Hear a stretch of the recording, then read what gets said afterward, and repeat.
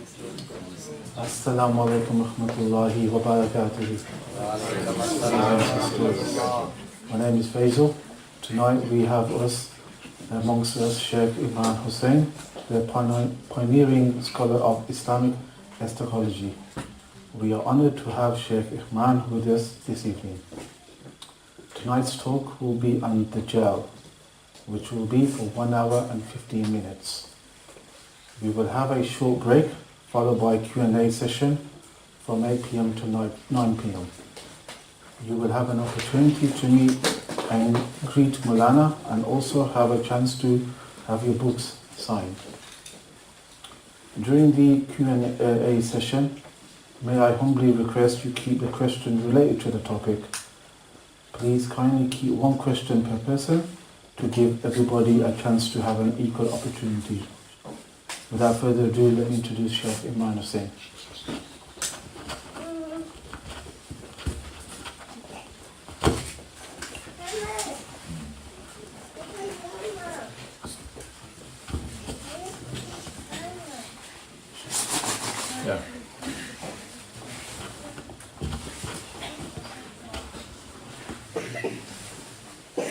Alhamdulillahi wa kafa والصلاة والسلام على عباده الذين اصطفى خصوصا على أفضلهم وخاتم النبيين محمد الأمين وعلى آله وصحبه أجمعين وبعد.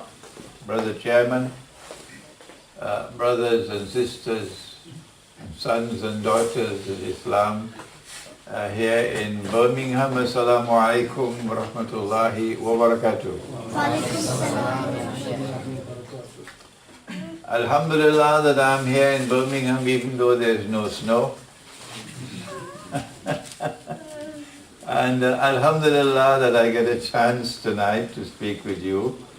And Alhamdulillah, it's a small gathering. We want to keep it small. You know why. On a subject of very great interest now in the world, the subject of Dajjal, al-Masih al-Dajjal. And I want to begin by, can someone just pass me a copy of the book on Dajjal, please? By sharing with you the good news that I have finally written. I've finally written my first book on Dajjal. I thought it would be one book, but then when I started to write, I realized no, I'll have to write several books. So this is the first of what I propose to be 5 books. This one is entitled Dajjal, the Quran, and Awwalul Zaman, or the beginning of history. But tonight you can only hold the book in your hand and look at it and browse through it, but you cannot get a copy tonight, because the shipment will arrive inshallah in about 2 weeks' time. So if you want, you can order, you can book your copy, inshallah. So when it arrives, you'll be able to get your copy on Dajjal, the Quran, and Awwalul Zaman. The cover design was done by someone in France, one of my students in France, Nadir, and it shows a clock ticking away. The subject of Dajjal is not easy. But I remembered when I was leaving my home to come here, I remembered my teacher, Maulana Fadlur Rahman Ansari Rahimahullah, who trained me not to accept anything until I was convinced that it was correct. That's how he trained me. So I will go to him and say, Maulana, I don't agree with you.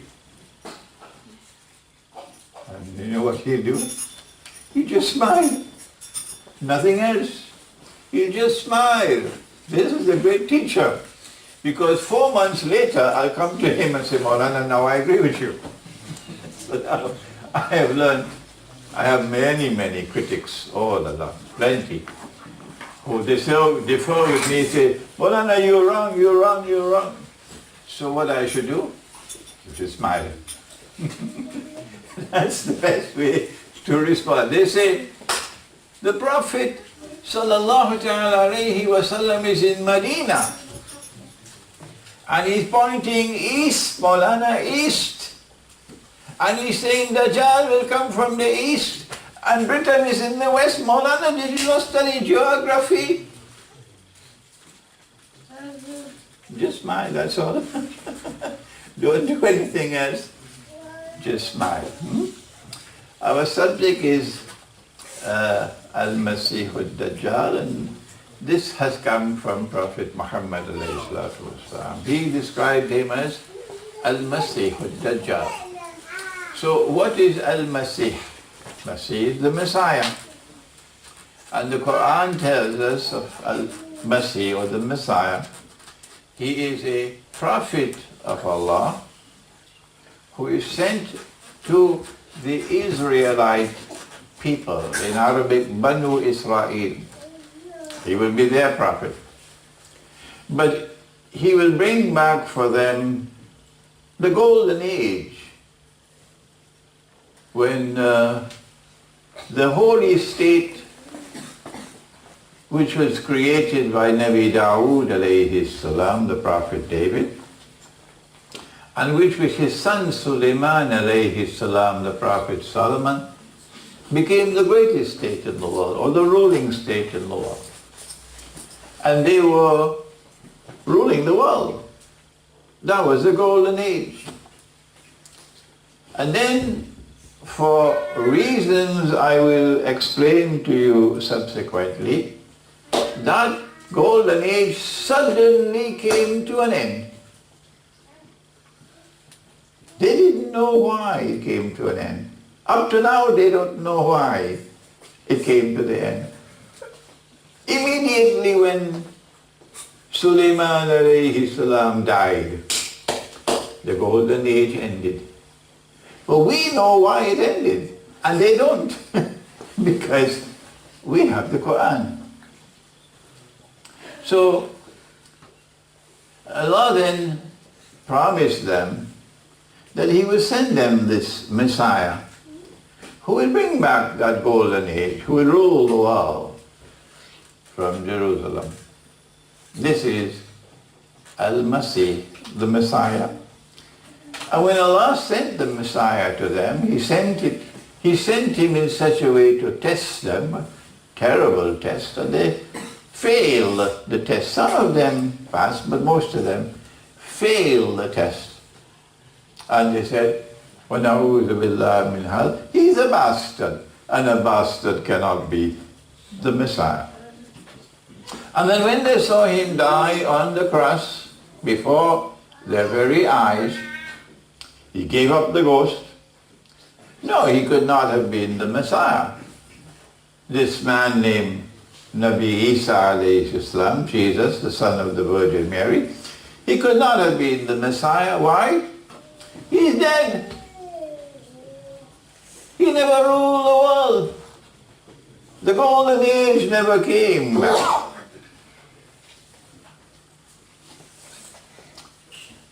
And so they're still waiting for the Messiah to come. They know that if Allah makes a promise, Allah will keep His promise. And so they're waiting for the Messiah to come. But we, the Muslims, who follow Nabi Muhammad alayhi salatu wasalam, and that part of the Israelite people who accepted Nabi Isa alayhi salam, Jesus, we are the two people who say, no, he was the Messiah. Only two people on the face of the earth believe that he was the Messiah, the son of the Virgin Mary. And we believe that he never died. And Allah raised him and he will return. And they believe that he died and he was resurrected and he will return. That's the difference between the two. But The important thing is we are the only two people on the face of the earth who believe that Jesus will return. We are the two people, the only two people who believe that he was the Messiah. We are the only two people on the face of the earth who believe that he will return. I don't think you need a PhD to recognize that these two people must come together in the end time. That's elementary logic and common sense. Part of the Christian world, however, is moving away from the belief that Jesus will return in flesh and blood, and moving towards a belief in a spiritual return.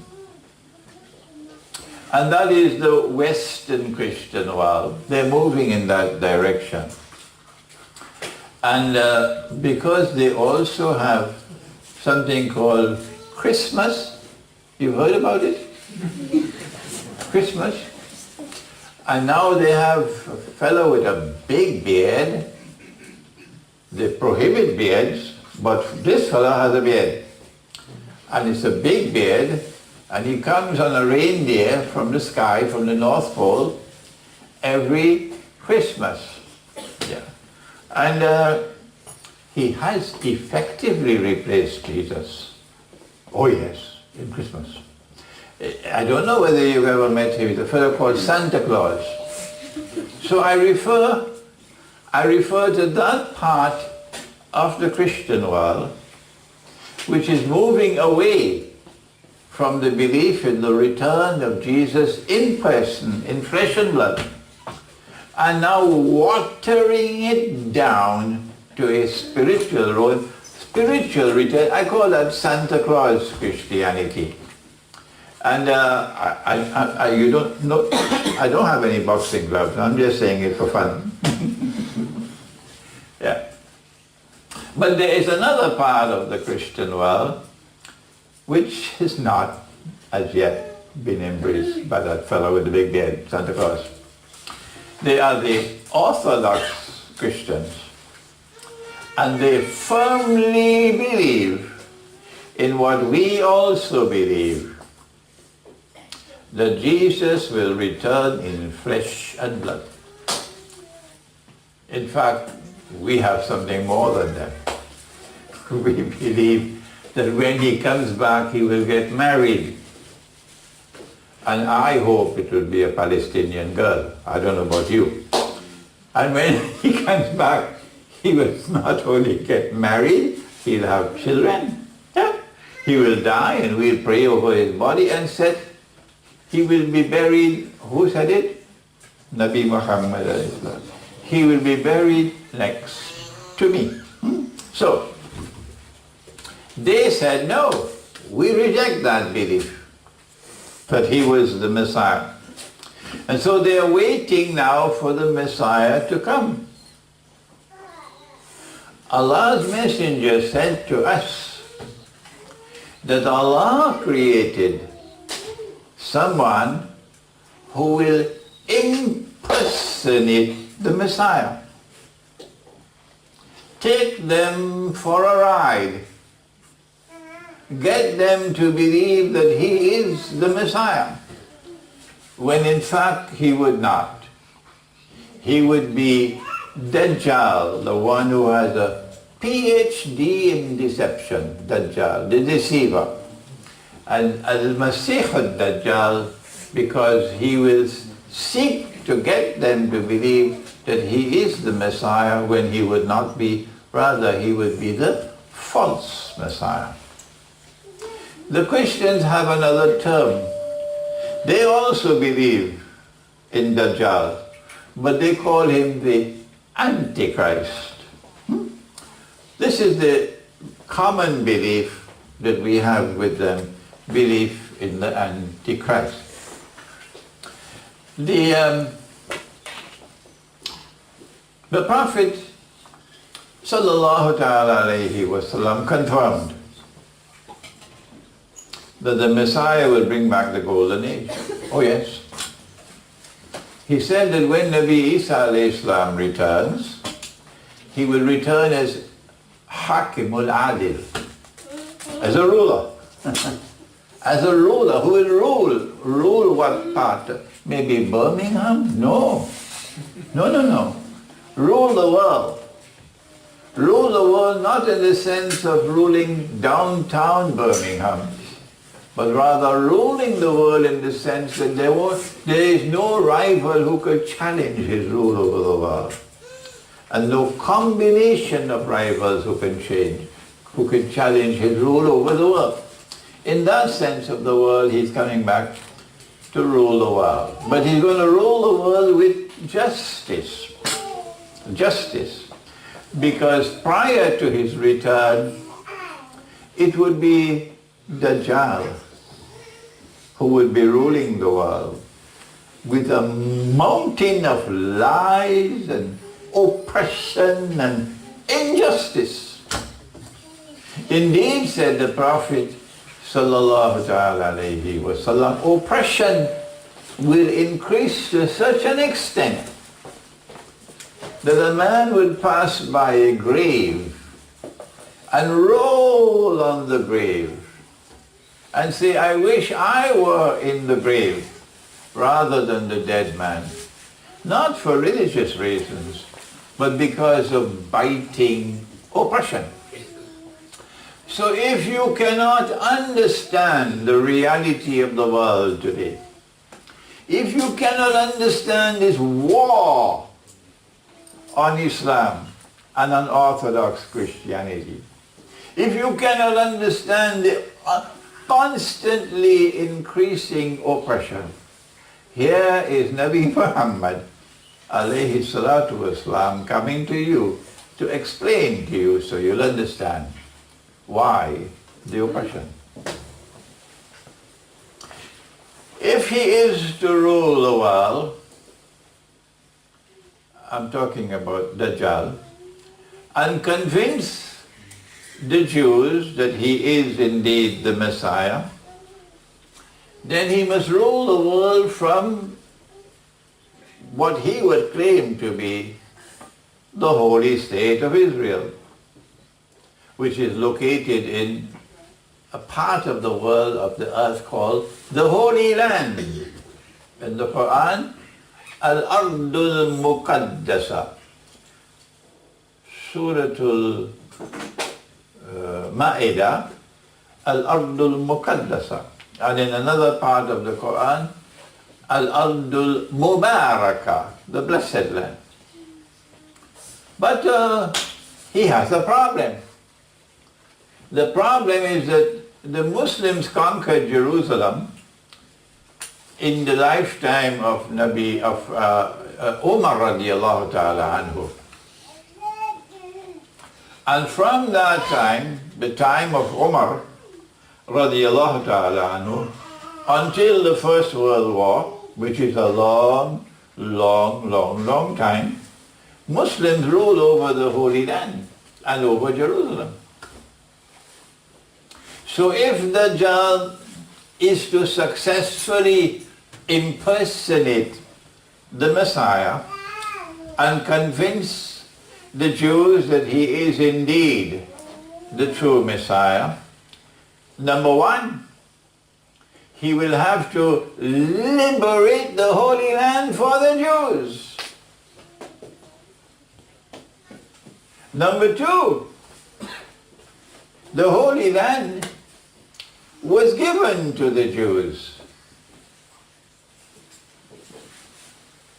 to the Israelite people. Allah gave it to them, and the Quran says so.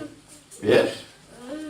يا قوم أعوذ بالله من الشيطان الرجيم يا قوم ادخلوا الأرض المقدسة التي كتب الله لكم. The words of Musa alayhi salam, Surah al-Ma'idah.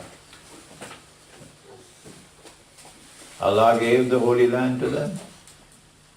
How come CNN doesn't tell us that? Isn't it strange? How come it's not published on the front page of the New York Times? Isn't it mysterious? Huh? They never mention it. They never mention that the Quran says that Allah gave the Holy Land to the Israelite people. Come on, tell me, why are you so silent? Okay, I'll tell you why. Because Allah also says in the Quran, He gave the Holy Land to them conditionally. If you have read my book entitled Jerusalem in the Quran, you'll be familiar with this subject. And the condition was that you must have faith in Allah, be faithful to Him, and you must be righteous in conduct. And it is not righteousness that you should be arrogant.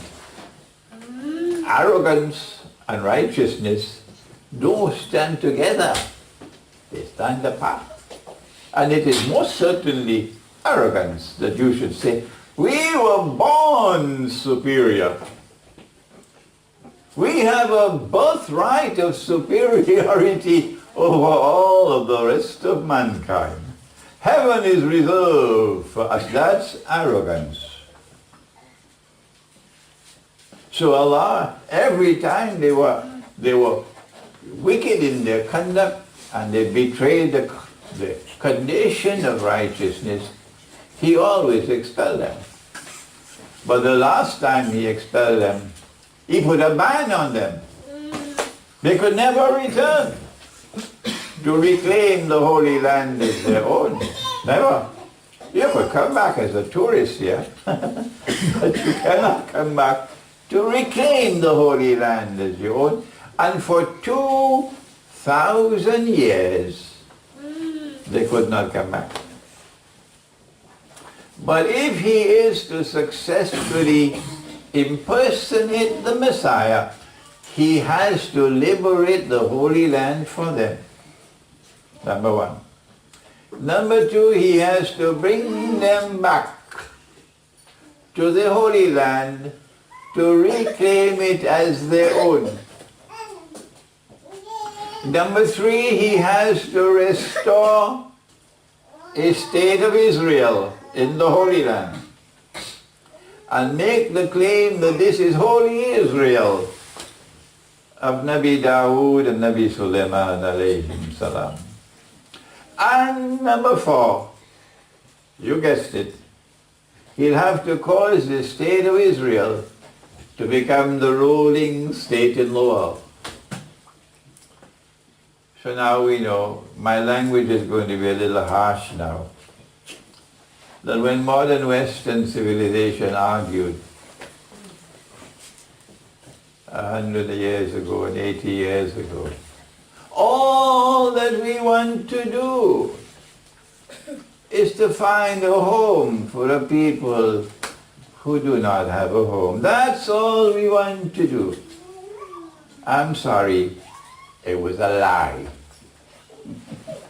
I'm sorry to use this language against modern Western civilization. You lied.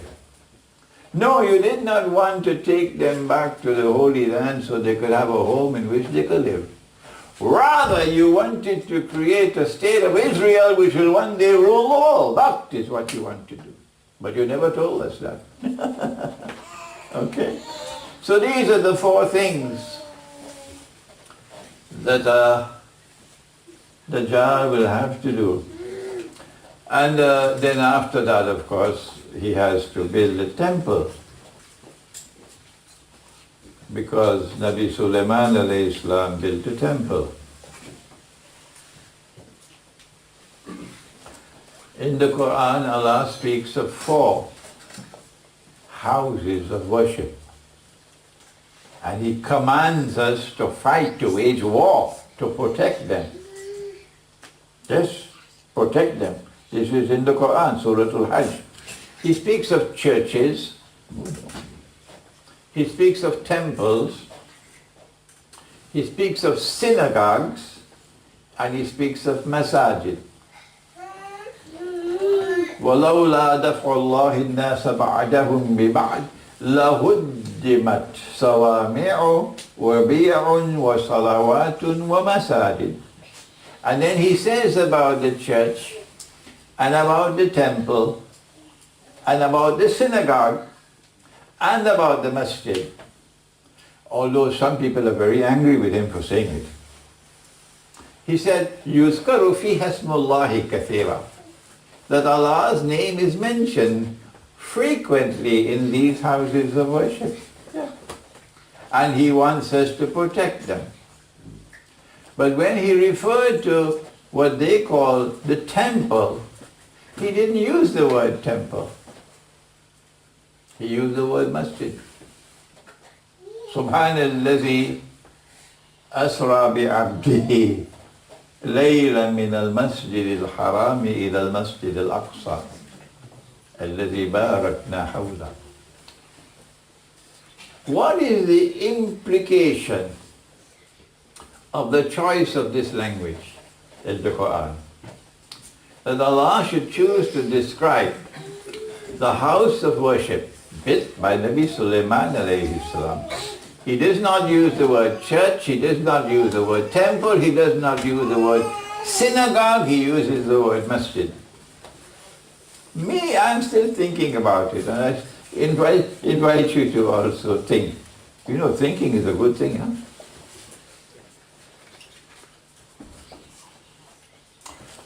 They don't accept that the Masjid al-Aqsa, which is there now, is the temple built by Sulaiman alayhi salam. And they insist that they have to knock it down and build their temple. They insist on it.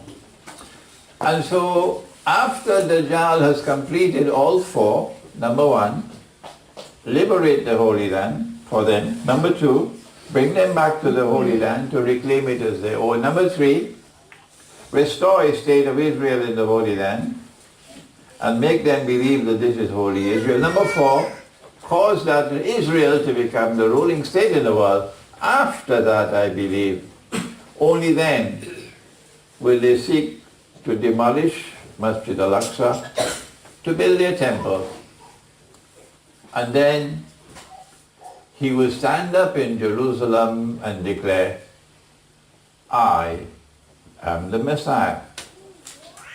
And as they say in the storybooks that the children read, they say, crick, crack, the wire bends, and that's the way the story ends. I have finished. You can rub his hands and say, mission accomplished. I've taken them for a ride.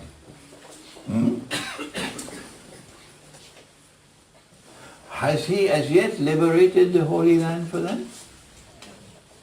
Huh? Yes. I think so. Don't you agree? Has he brought them back to the Holy Land to reclaim it as their own? Yes. Yeah? I think so. Yeah, I believe. Has he restored a state of Israel in the Holy Land as yet? Yes. I think so, yes, yes. Is it now likely that that state of Israel is poised to replace the United States of America as the next ruling state in the world? My view. And I wrote it in Jerusalem in the Quran 15 years ago.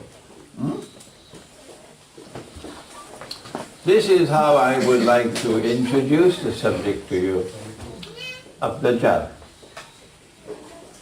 That he's already achieved a substantial part of what he needs to do to complete his mission.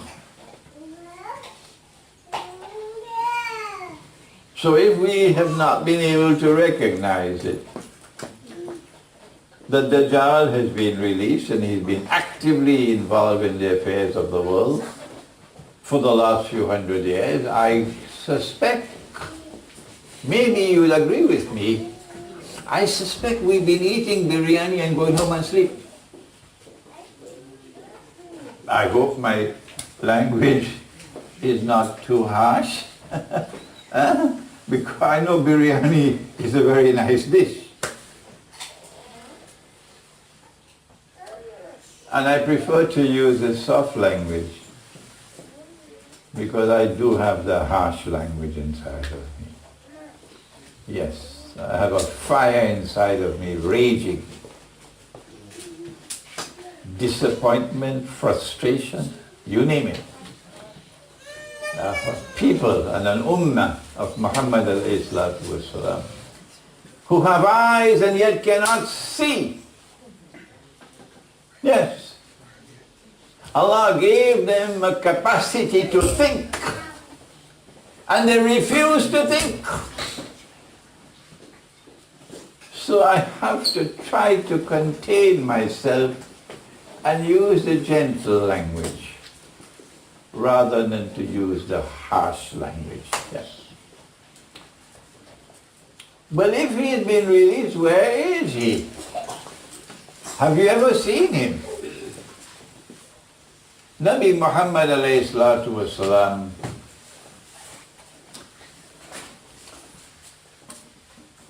one day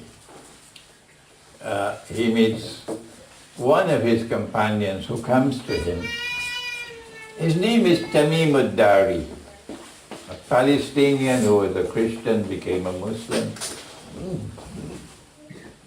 And he has an experience. Is it an actual experience, or is it a dream, or is it a vision? That's for you to decide. And he narrates to the Prophet ﷺ this experience, and it is in Sahih Muslim. It's known as the Hadith of Tamim al-Dari. He said that he and some of his companions went on board a ship. And ships normally travel in water, don't they? In water. So if you're in the Arab world, and you're traveling in water, he traveled for a whole month before they came to land. So it wouldn't be the Red Sea. It wouldn't be the Red Sea. It will have to be the Mediterranean Sea. It wouldn't be on that side of the Arabian Peninsula, where the Persian Gulf or the Arab Gulf is, because we are here. So they travel for a whole month, a storm comes and blows the ship, until finally they reach to land, and it's an island. Don't ask me how they knew it was an island, because I don't know. When they got on shore, they were confronted by a hairy beast or creature with so much hair they could not tell which side is head and which side is tail. So there is in this island that which conceals its true identity. And then this hairy beast began to speak to them and to inform them that I am Jassasa. Now, you can, if you have scholarship in the Arabic language, you can take out your sword and you can start to cut and weave and so on about what is the origin of this word. But I don't want to get into any stick fight or sword fight. I take the meaning which is plain and simple and clear in front of me. Jassasa is a spy. So this is an island which has expertise in espionage and spying. And Jassasa says to them, pointing in the direction of, I believe there is a hadith which describes it as a monastery lying in ruins. If you can find a hadith, send me a text please of it, a hadith. But he points in the direction of a building in ruins. If it's indeed a monastery, then this is not only an island of expertise in spying and espionage, and of concealing its true identity, but it's an island in which religion will eventually crumble. And the churches will be sold to McDonald's hamburgers and Kentucky Fried, and the monasteries will become bingo halls because religion will collapse in this island. We're making progress now. When they hurried to that place, and when they reached there, they found a man, powerfully built. But he had chains. His hands were chained to his neck, and his feet were chained. And they were scared when they saw that. And the man began to speak to them and question them. Where are you from? And they said, we're from Arabia. Has the Nabi al-Ummi, al-Nabi al-Ummi, for us that means the Nabi who is unlettered. But for them it means the Nabi who is not a Jew. Has he come? Yes, he has come. Are the people following him? Some are and some are not. Well, I tell you, they should follow him, says this man. And then he declared, I am Dajjal. I am Dajjal. And when I am released, meaning he's not as yet released, I will enter every town and every city. Excuse me, sir. How can a human being enter every town and every city? Huh? I would have said to him, this is not a normal human being. I will enter every town and every city. A normal human being can't do that.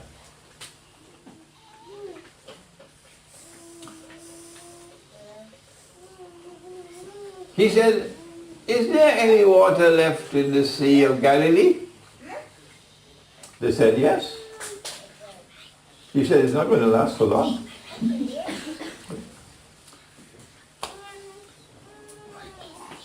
When Nabi Muhammad ﷺ heard this from Tamim al-Dari, he said to the people, sit down, sit down.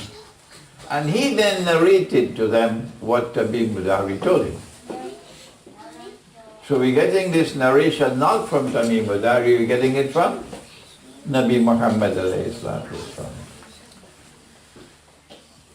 He said, I have heard from Tamim al-Dari something about Dajjal which confirms what I've been saying to you. Indicating that Dajjal is chained on an island, which is about 1 month's journey by sea from the Arab world, which conceals its true identity, which has specialization in spying and espionage, and provided we have the evidence of the Hadith, that in this island religion will collapse. And when he is released, it is from this island that he will commence his mission to eventually rule the world from Duluth, from this island. Which island is it? Nabi Muhammad ﷺ, sometime after this event, he said to his companion Umar radiallahu ta'ala anhu, I suspect a Jewish boy in Medina to be Dajjal.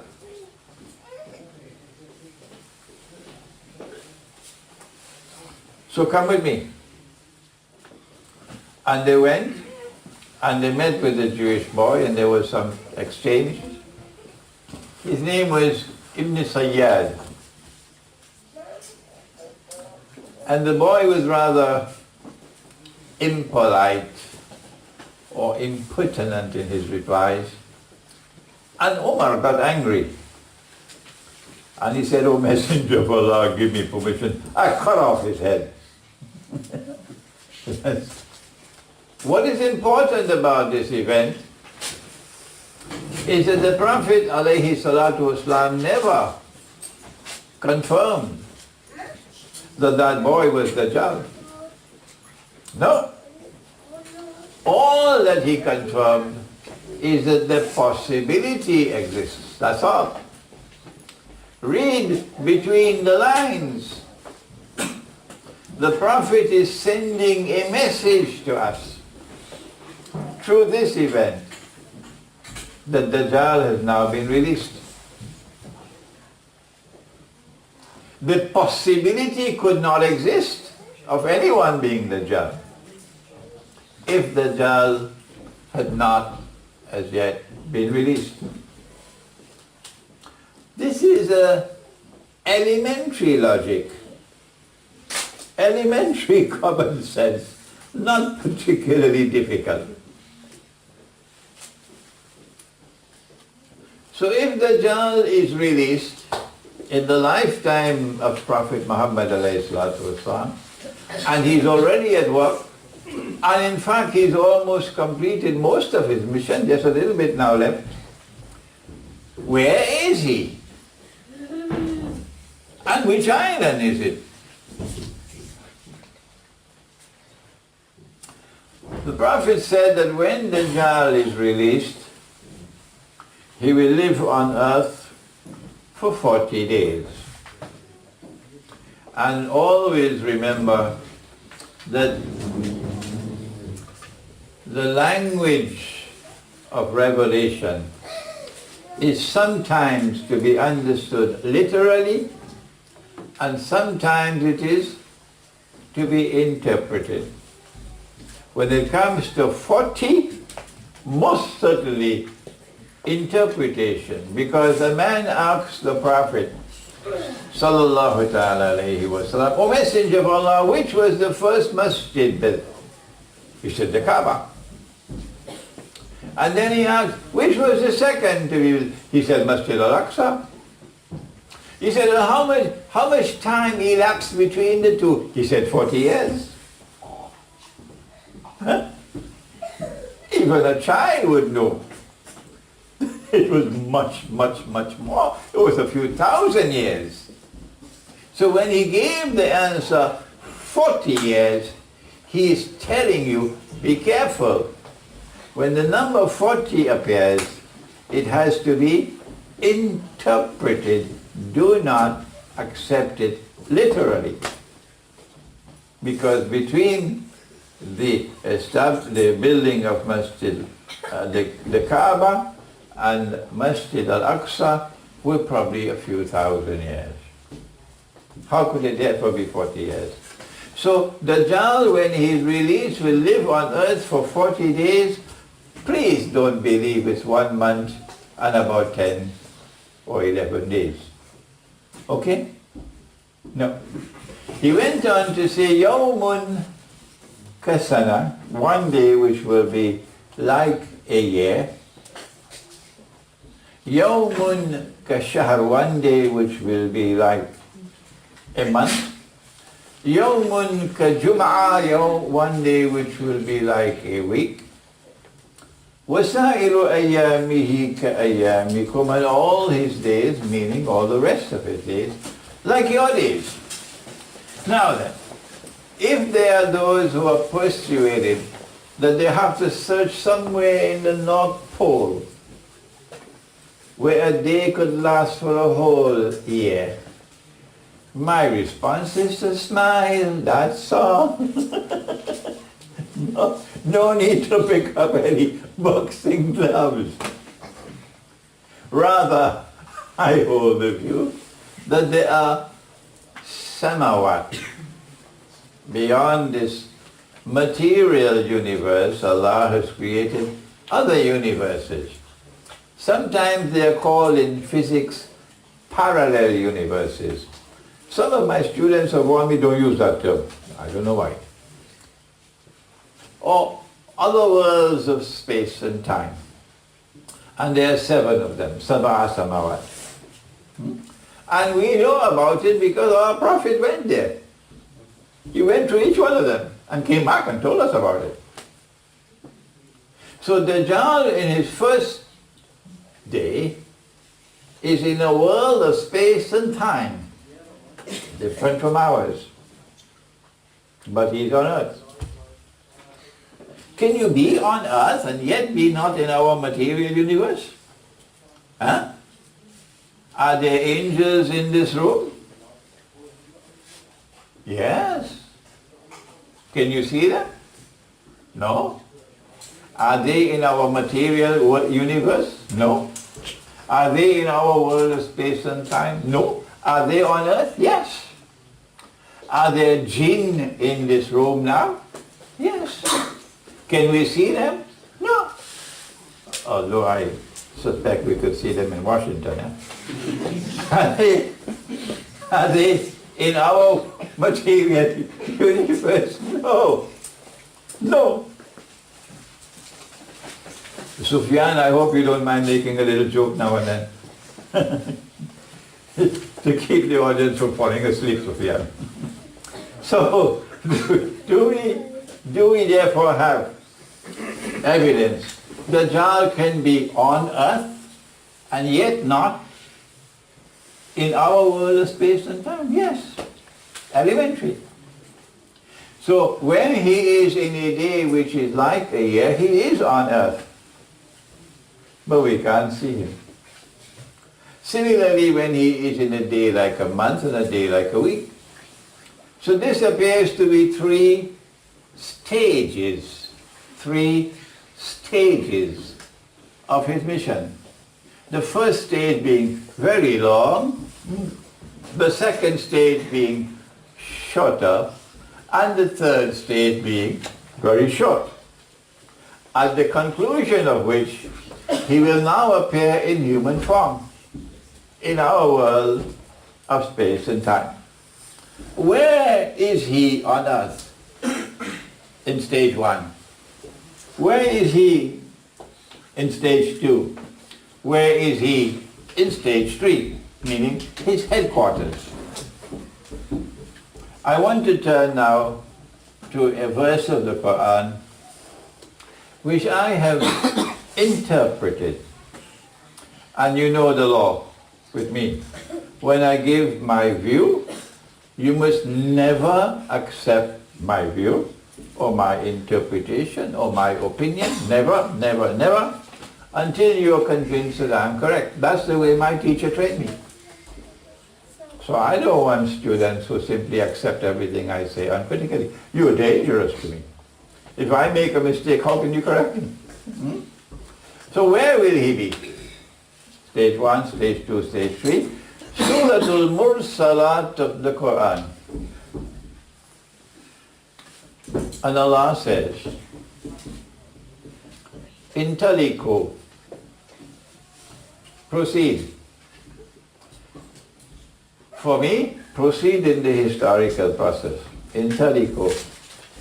Ila zillin. Zill, a shadow. Shadow. Zi thalathi shu'ab, which has 3 parts. My understanding or my interpretation is that Allah is speaking here in this ayah of the Quran of Dajjal as a shadow who will appear in the historical process in 3 stages. Stage 1, a day like a year. Stage 2, a day like a month. Stage 3, a day like a week. But you don't have to accept my interpretation of the Quran, no, if you're not convinced that I'm correct. I came to the conclusion that the island was Britain. And this is why I thank Allah that after 15 years of not visiting Britain, never, Allah brought me to Britain. I planned what He planned. So in August this year I came to Britain for the first time in 15 years. When I was a student in Geneva, Switzerland, of course, I used to come regularly to Britain. But for the last 15 years I had never come. I avoided Britain.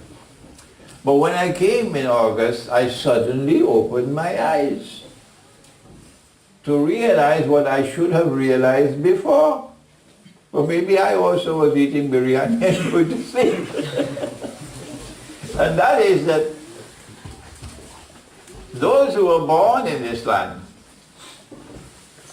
who grew up in this island, and who have mastered the English language, who have a mastery of the language, and who are therefore able to use the language effectively to pursue research, and who study the island, study its history, its political history, its economic history, its monetary history, its military history. These are people better equipped than the Pakistani in a Darul Uloom or the Egyptian in Al-Azhar University or so, to understand Pax Britannica. That the political scientists in Oxford cannot. No, you can do it. They can't do it because although they may be doing their PhDs in Oxford, they don't have the Quran. And they don't have Muhammad alayhi salatu wasalam. So I recognized, I said, oh my gosh, Imran, how couldn't you see this before? That there is an opportunity, there is a possibility here for Islamic scholarship to emerge in the future that will dazzle the world. And now I'm on my second visit, and I just went to Manchester, and I'm now in Birmingham, and I find the ulama, everywhere in the world, the ulama keep far from me. But I come here, and the ulama are now coming to me. And we are engaging in constructive dialogue, and there are no bottles and stones being thrown. It's MashaAllah. Yes, there is a possibility for this country. Yes. How did Britain emerge? Napoleon referred contemptuously to Britain as a nation of shopkeepers. That was what Napoleon said. And suddenly, after Spain had been a ruling state, and Portugal had been a ruling state, and Holland had shown a muscle and so on, and Germany had shown suddenly Britain emerges with the supreme naval power in the world. And Britain commands the seas. And the scientific and technological revolution explodes in Britain. And it is applied to military technology, and it gives to Britain a power unmatched by others. Okay? The edge, the military edge came from the scientific and technological revolution, and it was born here. The industrial revolution was born here. The application of science and technology to industry. The revolution in the world of money, in consequence of which Britain suddenly became, you won't believe it, the financial capital of the world. How did it happen? Was it Santa Claus who helped them? Huh? How come this little island becomes the financial capital of the world? When will our people start to think?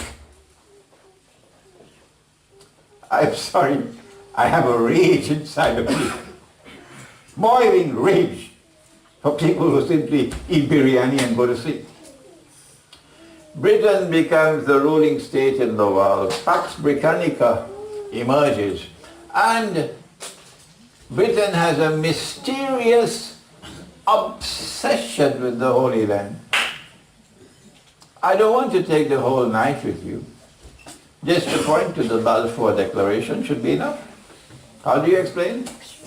A secular state, the leading secular state in the world, in a modern civilization which is emphatically secular, with a new secular political philosophy and a new secular model of a state, saying the theocratic state should go back to the museum. And this Britain wants to establish a Jewish national hope, a Jewish state. My gosh, maybe somebody should get a bucket of water and wash my head. I can't understand how. This is the Dajjal. We, from Islamic eschatology, we can explain the phenomenon of Pax Britannica, but they cannot from the universities. No, they cannot.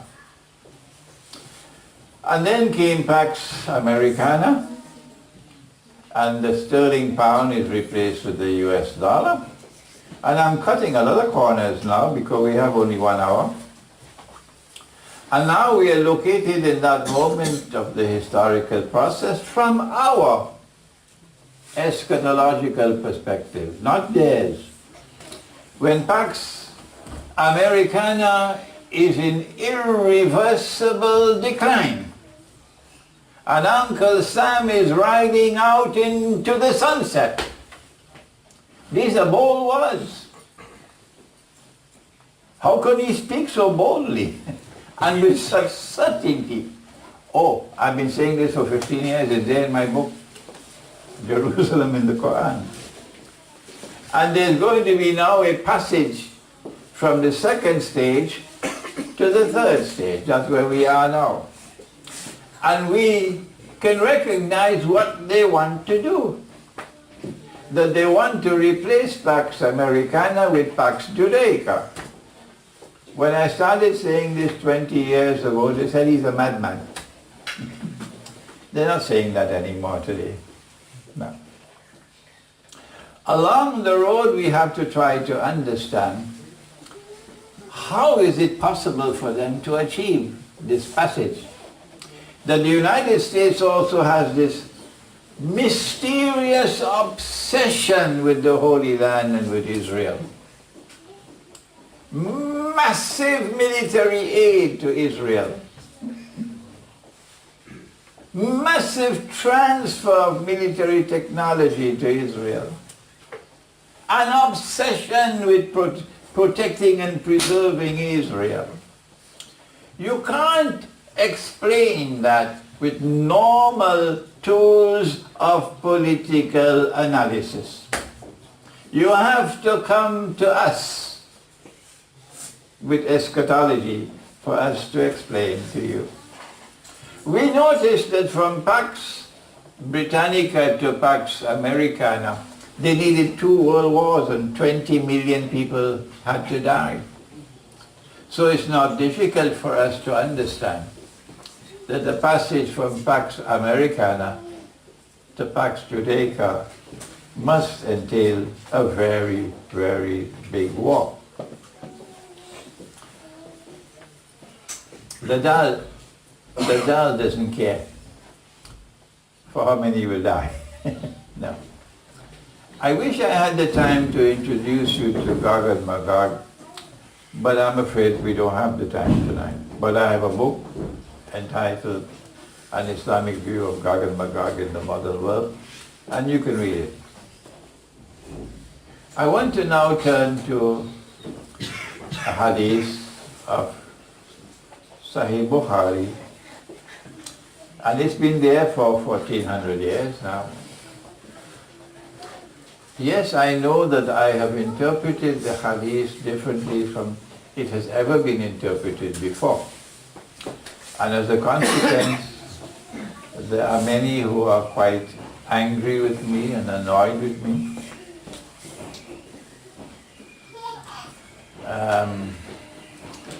And are now gunning for me, critics.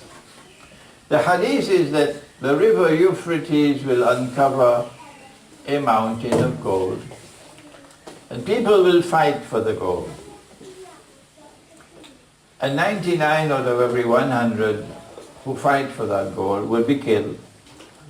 And each will say, I will be the one who will survive. But the believers must not touch that gold. I am not at all of the view that this is language which is to be understood literally.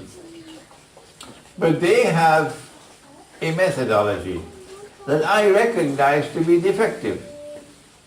They are my brothers. And I don't like to pick up boxing gloves for my brothers. No. When they differ with me, I much prefer to smile. They say that only Allah and His Messenger are authorized to interpret Quran and Hadith. No, you are not authorized. And if they did not tell us any interpretation of the mountain of gold coming out of the river, then we are obliged to wait for a mountain of the metal to come out from underneath the river. So, because I don't like boxing gloves, I say to them, brother, if you are insistent on that, I only want to suggest you find a comfortable sofa, because you got a long, long wait ahead of you. Because Allah in His kindness allowed me to study international monetary economics in 2 universities, I was blessed with an insight that is not normally available to the graduate of Darul Rum or Jamia, to the shuyukh and to the muftis and so on. This is Allah's gift to me. I don't want to take you now into a lecture in monetary economics, no. But to point out to you, if you've been listening to me, then you'll know something of what I'm talking about. That in 1974, the US dollar was in no man's land. It could collapse at any time. Because in 1971, the US government reneged on its obligation under international law to redeem US dollars for gold at $35 an ounce, provided that you were a central bank. They reneged on this obligation under international law because a very wise leader in the Western world, General Charles de Gaulle in France, could understand what our Maulanas and Muftis and Shuyukh could not understand. The monetary system which we are now using, all of us, was bogus, it was unjust, it was fraudulent, and he blasted it in his speech at the French National Assembly in 1966. He then ordered the French National Bank to redeem dollars for gold under the agreement of the International Monetary Fund. And the Americans got scared because they didn't have enough gold for all the paper they printed. If I had done that, they put me in jail. Who can put Uncle Sam in jail? So then after the renege on this obligation, the US dollar no longer had any link with gold. It was just paper. It could collapse. They needed something to salvage the US dollar. And they used the war of 1973 to do it. King Faisal had warned them that he would impose an oil boycott on the United States. And he did it. You're too young to know about it. And when he did it, what happened to the price of oil? It's not the price of oil that was going up, dum-dum, it was the dollar was going down. It was $3 a barrel, and it eventually reached $12 a barrel. 400% increase. And the Arabs are now very wealthy, the Arab oil producing countries. The US dollar, which was $35 an ounce in 71, reached to $40 an ounce of gold in 1974. And as soon as the war took place and the oil boycott took place, it collapsed by 400%. from $40 a barrel to $160 a barrel. 400% collapse. Huh? Then Kissinger went to Faisal and made a deal. And Faisal, even though his heart might have been in the right place, he didn't have much upstairs. No. So Kissinger was able to take him for the biggest, longest, most destructive ride in all of history. First, Kissinger said, if you will only do one thing, you will be very, very wealthy and we will promise to seek the security of your state. All you have to do is to sell oil for only US dollars, nothing else, in order to create a permanent demand for the US dollar. Faisal fell for it. He got the other Arab oil producing countries to join, and then OPEC joined. And thus was born the petrodollar. And the US dollar was saved, survived. Now it is an ocean of oil underneath the river, which is functioning as a mountain of gold, and this is the fulfillment of the prophecy in Sahih Bukhari. Oh, but Imran, you're the first person in history to say that. You cannot be right. No one else ever said that before you. So, what do? Smile. That's all. Just smile and wait. Just smile and wait. But he went on to say that they're going to fight for the mountain of gold, which is the petrodollar monetary system. And that's where we are now. If you've been doing your homework and not just eating biryani, you'll know that the fight for the mountain of gold is now taking place. BRICS has come to challenge the mountain of gold, the petrodollar monetary system. China is openly challenging the petrodollar monetary system now with a petro-yuan.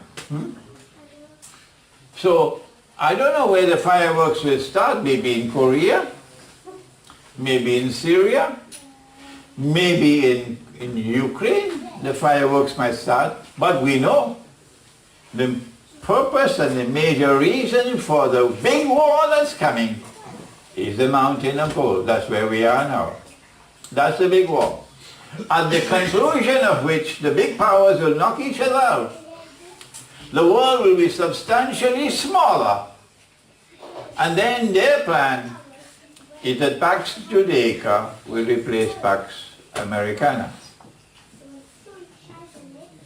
At the end of a day which is like a week, when Pax Judaica has existed for a short period of time, then Dajjal will appear in human form.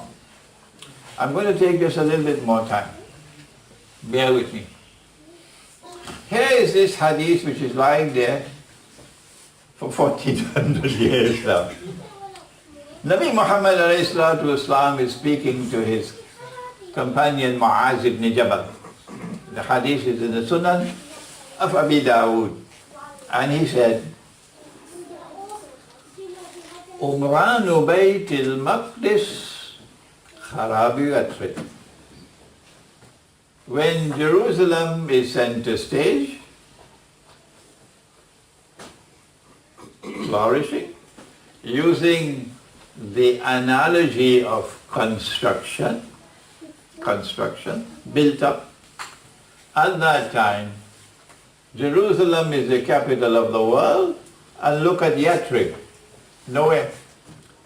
Why doesn't he point to Makkah? Why to Yathrib? Because Makkah has a status even lower than Yathrib, that's why. So in Akhir Zaman, Makkah and Medina play no role in the world. In Akhir Zaman, Makkah and Medina have no role to play in the world. But Jerusalem is center of the world. Then he went on to say, Qarabu Yathrib Khurujul Malhama.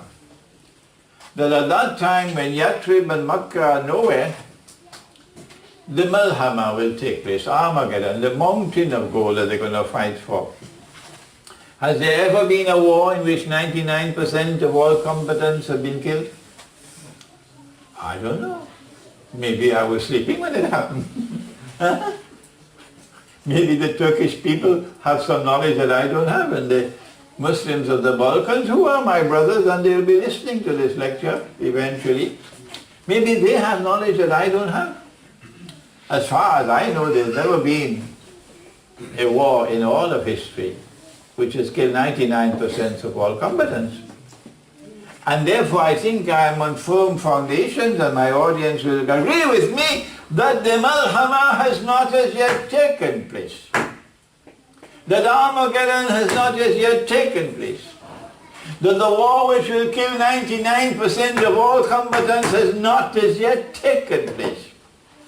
I have to shout so that my voice might reach to Turkey, and to Bosnia, and to Albania, and to Macedonia, and to the whole of the Balkans.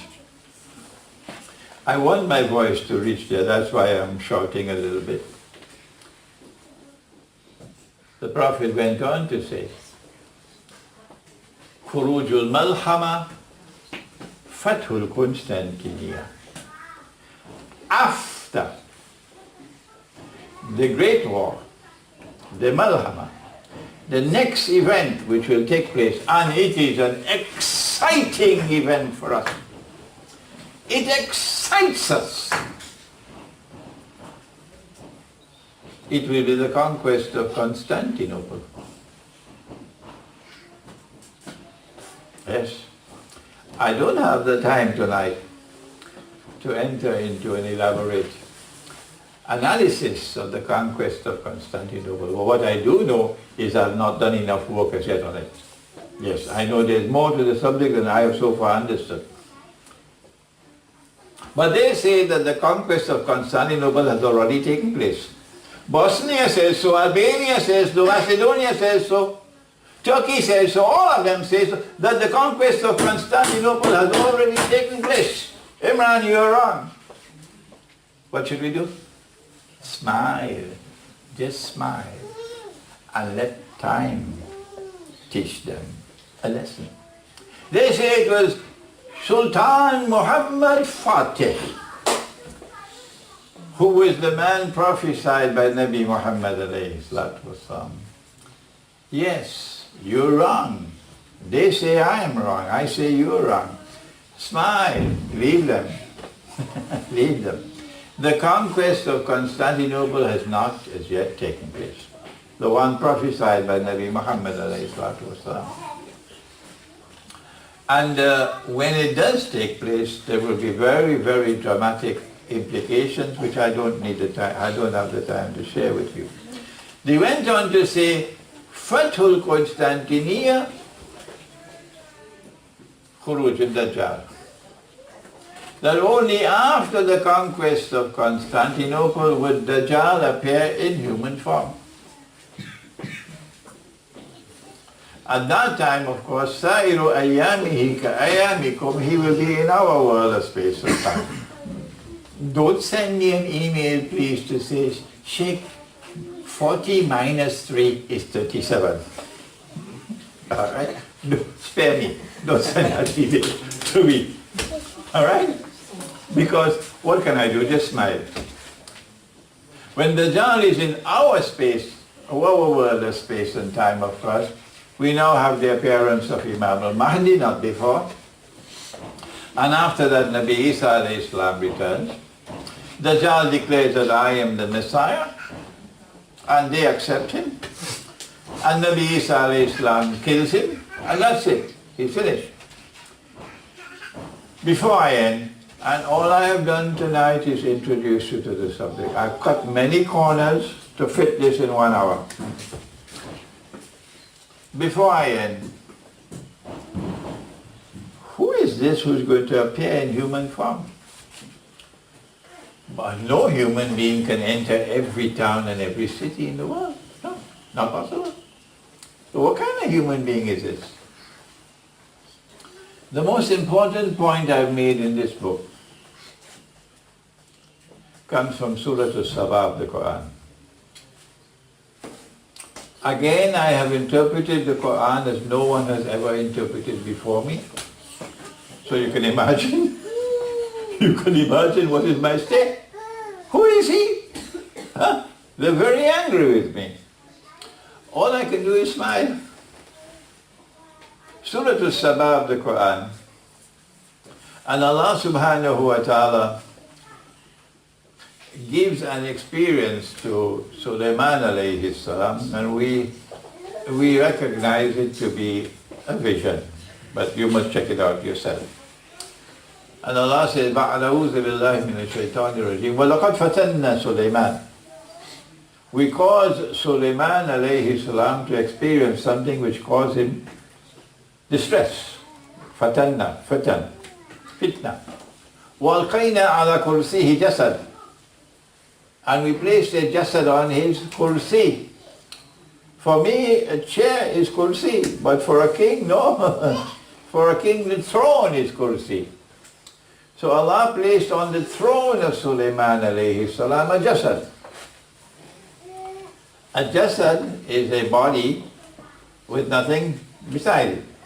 If you take gold and you melt it, and you make a golden calf, which is what the Samiri did, then the Quran describes that as a jasad, a golden calf.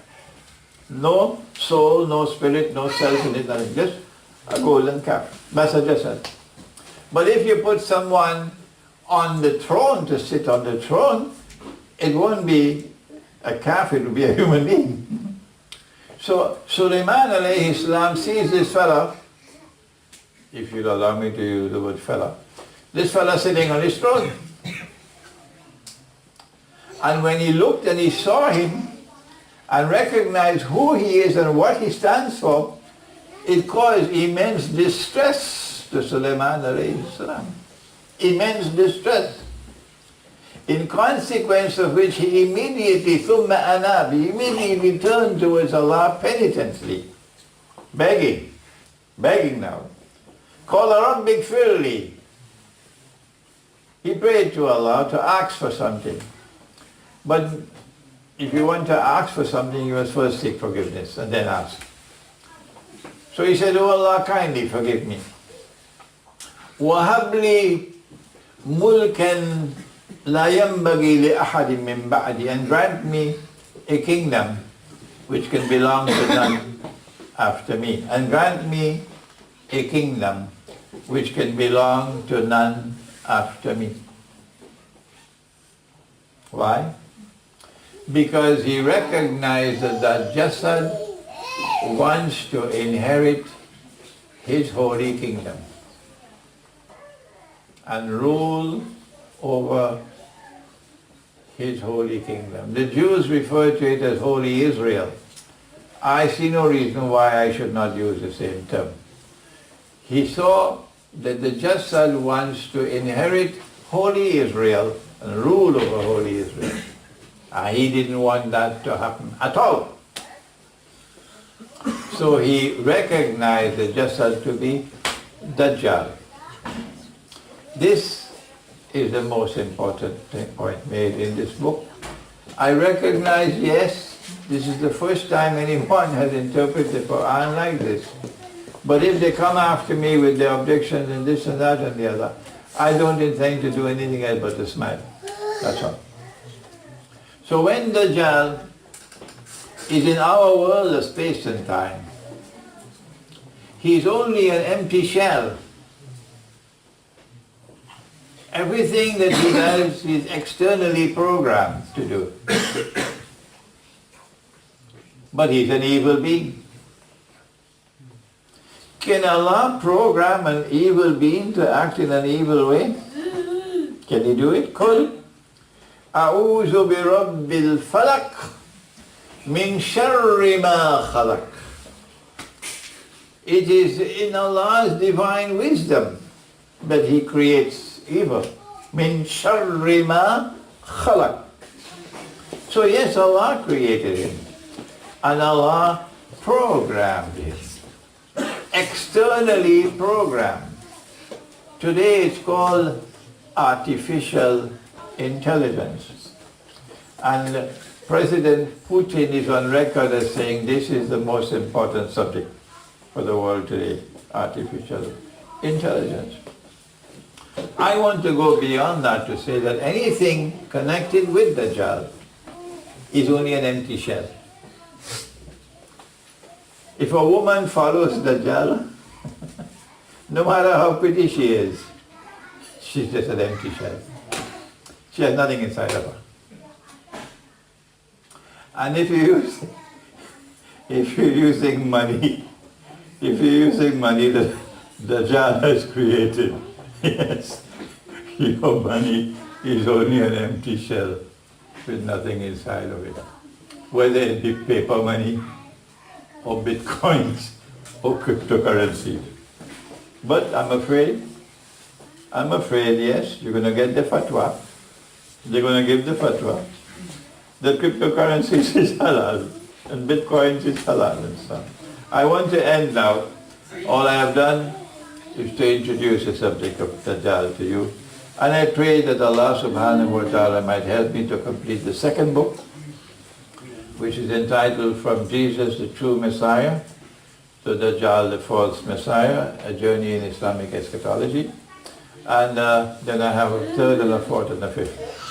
Please make dua that I may be able to do it. ربنا تقبل منا إنك أنت السميع العليم وتب علينا يا مولانا إنك أنت التواب الرحيم برحمتك يا أرحم الراحمين آمين. Jazakallah, Brother Sheikh, for a beautiful lecture there. Brothers and sisters, we have refreshments there on the left, so you're more than welcome to help yourself there. We'll take a short break right now for around about 15 minutes or so. We do have our books obviously here on Jerusalem and the Quran and the methodology in the Quran, and once you brothers and sisters who haven't had the chance to look at it, please do so. And then once we obviously come back from the break, we'll continue with the Q&A. Okay, Assalamu alaikum, brothers and sisters. We should now start with the question and answer session. The very first questions on this note. How does Dajjal physically look like? Right on this one. This one, okay. What is the physical appearance of Dajjal? The Prophet ﷺ has answered that question. He said that Dajjal will be a Jew, meaning he'll appear in the form of a Jew, of a young man, powerfully built, with the curls that the Orthodox Jews have at the side of their head, because the Torah prohibits them from cutting it. There's another hadith in which he says, every prophet has warned his people about Dajjal, and the Prophet Nuh alayhi salam warned his people about Dajjal, meaning long before the time of Sulaiman alayhi salam. But I'm going to tell you something that no one has ever said before me. So the Christians don't have this in their eschatology, and the Jews don't have this in their eschatology, but we have it in our eschatology. What is it?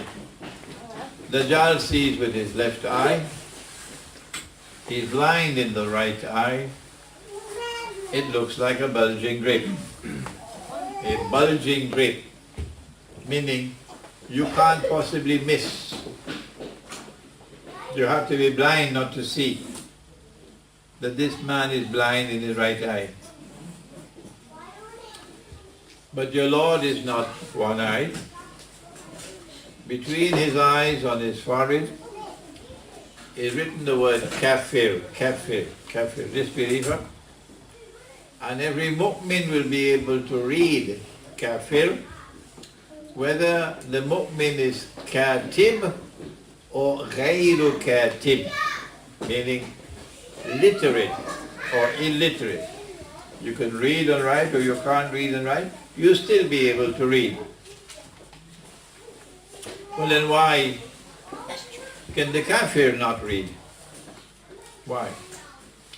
The mu'min can read, but the kafir cannot read. So we send the kafir to the eye specialist, and the report comes back, perfect vision. Perfect vision.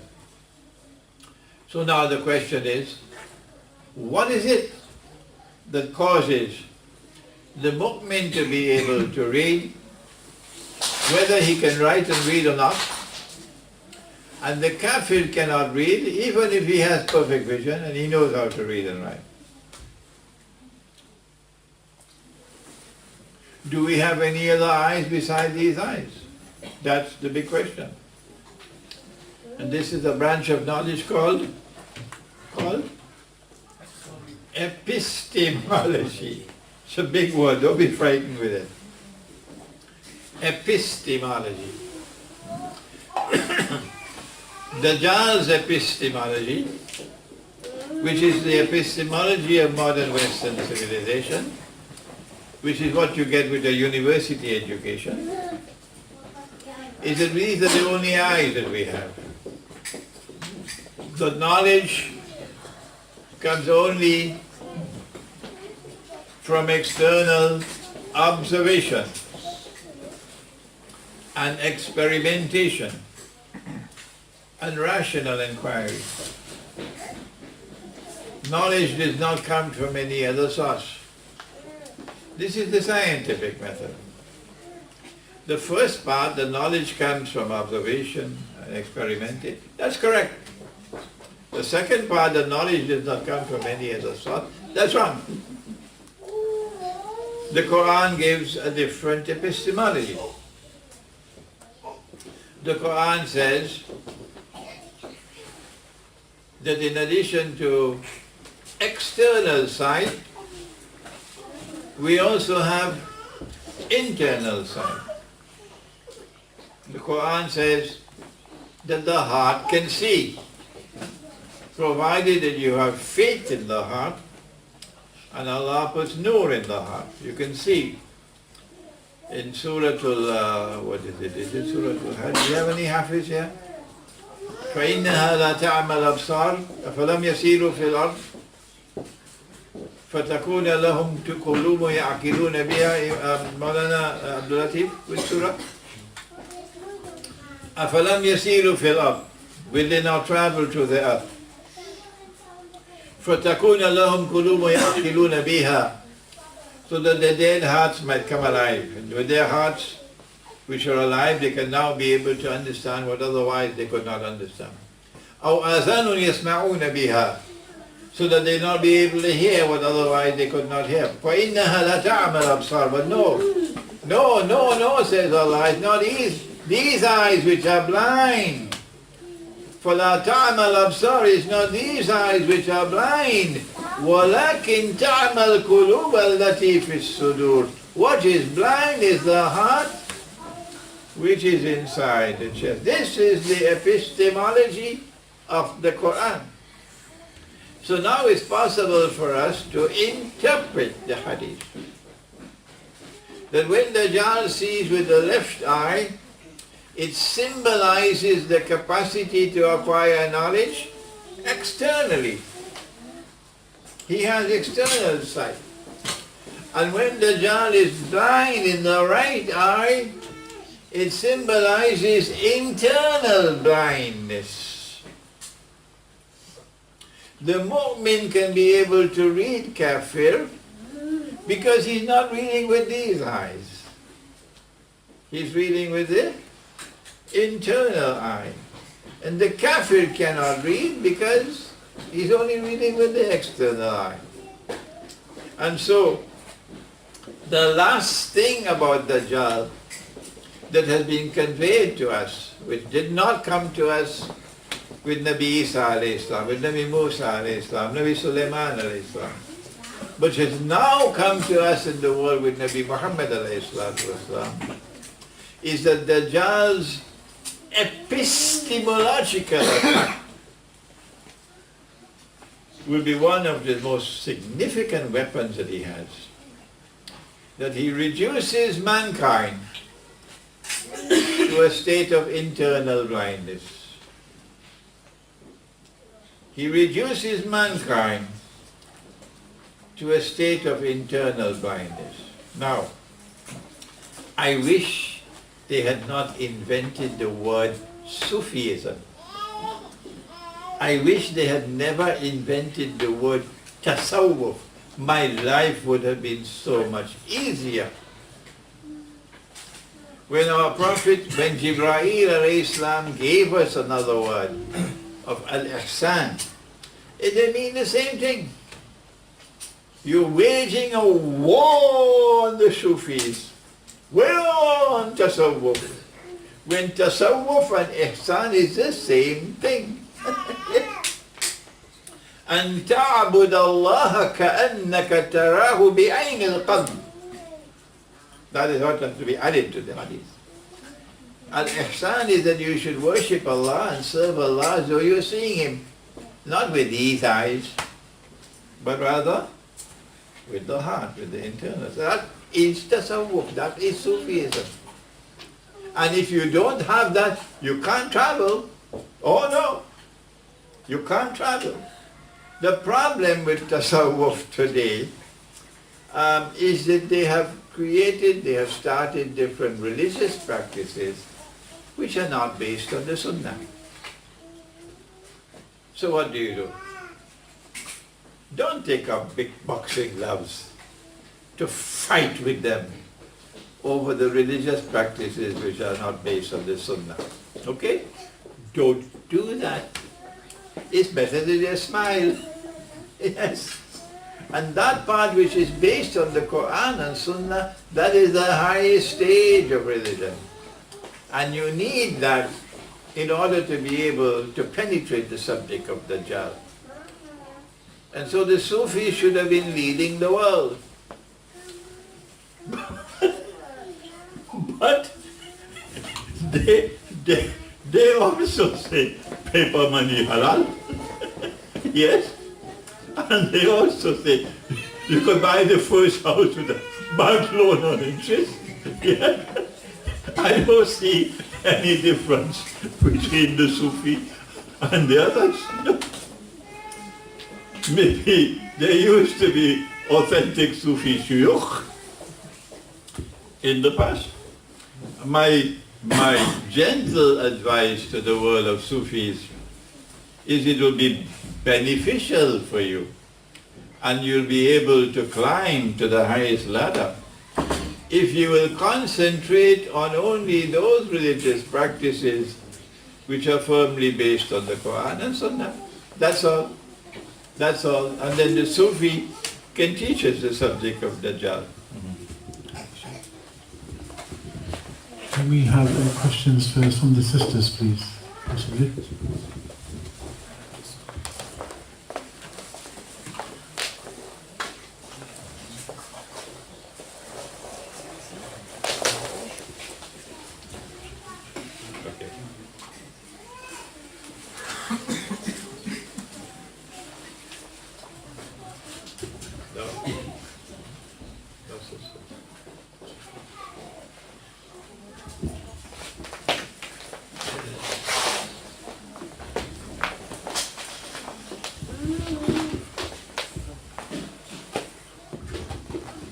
Assalamu alaikum, Sheikh.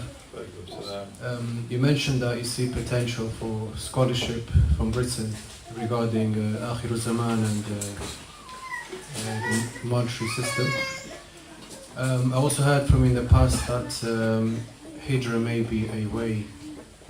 How do you reconcile between the two? Should we try and develop here or? Good question. I would like to remind you that Allah has given a command in the Quran. He says, Ku anfusakum wa ahlikum nara. If you are confident that you can raise your babies and your children in the cities of the modern world, then you're a bigger fool than I thought you were. Yeah. It is not possible. They're coming with cryptocurrencies now. And the marvelous, wonderful thing about cryptocurrencies, and don't forget that they have the jinn working with them, is that with these supercomputers managed by the jinn, they will now be able to identify every single human being who is not buying alcohol. Yeah? They don't have to do the work, the computer will do it for them. And when they have the list of all those who never buy alcohol, they'll now look to see how you have any school fees for your children, where your children go to school and so on. And when they see you don't want your children to be exposed to a school where they're taught that a man can marry another man and get a marriage certificate, and you're looking for a school where you can be safe, and you can't find, and you're homeschooling your children, guess what they'll do? They have identified you 1 flag, 2 flag, 3 flag, they will write you. They will invent an excuse and send the police and seize your children from you. What can you do? Nothing. You've lost your children. At that time, don't send me an email. No, don't send me an email. You will lose your own children by continuing to live amongst them. What do? If you want to pursue knowledge in this island, as I'm advising that you do, make sure you take your wives and your children out of harm's way. Okay? Take them out of harm's way. If you can make hijrah out of England, then that's better. If you cannot, then make hijrah out of the cities to the remote countryside.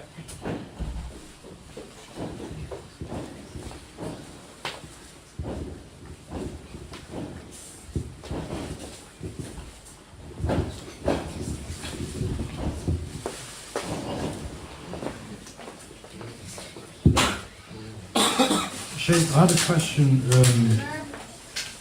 in regards to Dajjal when he appears as a human being. I've read quite a lot about the Rothschild family from my research, who claim to be the descendants of Suleiman and David alayhi salam.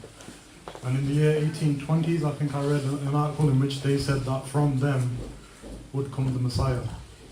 And from that time to now, whether it be the Balfour Declaration, the ownership of the central banks, they seem to be behind a lot of things, even the 2 world wars as well. Would it be therefore safe to assume that when he appears in human form, he will be of that family, of Rothschild? No, what we can identify is that no Jew will accept him as the Messiah unless and until he can trace his lineage back to Nabi Dawood alayhi salam. Because we know what is Allah said in the Quran. Ya Dawood, inna ja'alnaka khalifatan fil ard. This ayah of the Quran. So it is from the house of David, Nabi Dawood alayhi salam, that must come the line which will eventually lead to the Messiah. He has to bring back the golden age of Dawood alayhi salam and Sulaiman alayhi salam. So he has to show a lineage going back to the house of David.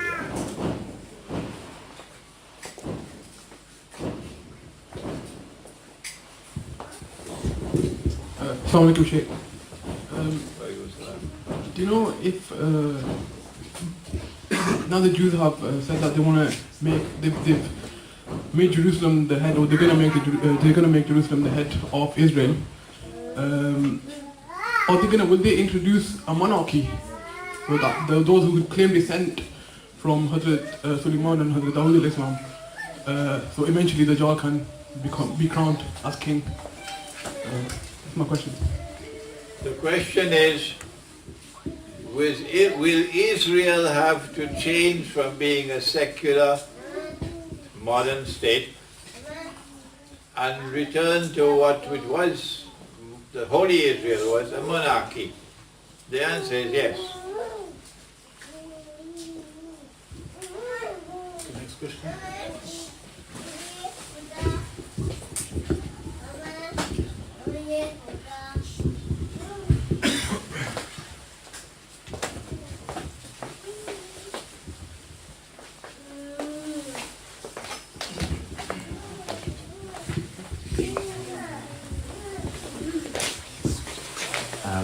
Assalamu alaikum.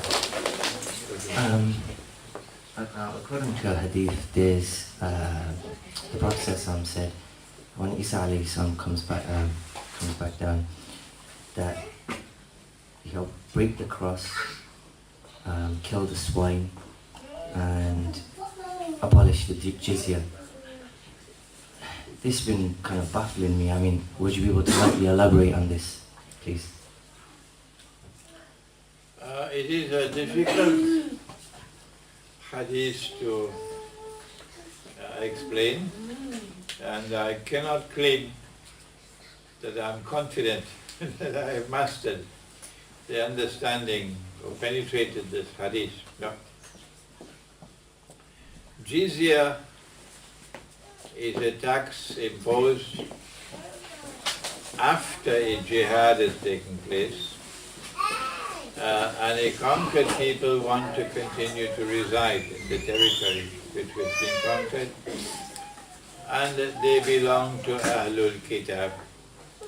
So they will be allowed to continue to reside in that territory. Since they are not Muslims, they do not pay zakat. Instead, they pay jizya. The payment of the jizya has to be in person. You can't write a check and send it. No. You got to pay it in person. And it's meant to symbolize your submission to the result of the jihad, that you are submitting to our rule in your territory. Okay? That is jizya.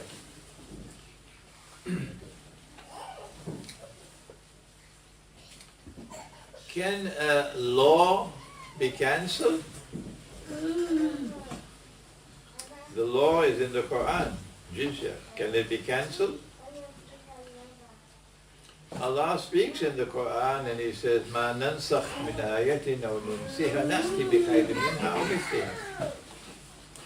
That yes, a law which has come from Allah can be cancelled or can be forgotten and can be replaced with another law. This is Surah Al-Baqarah, verse 106. It does not apply to cancellation of laws in the Quran. It applies to cancellation of ayat which came before the Quran. Okay? However, a prophet has the right, if he is ordered by Allah, to change a law.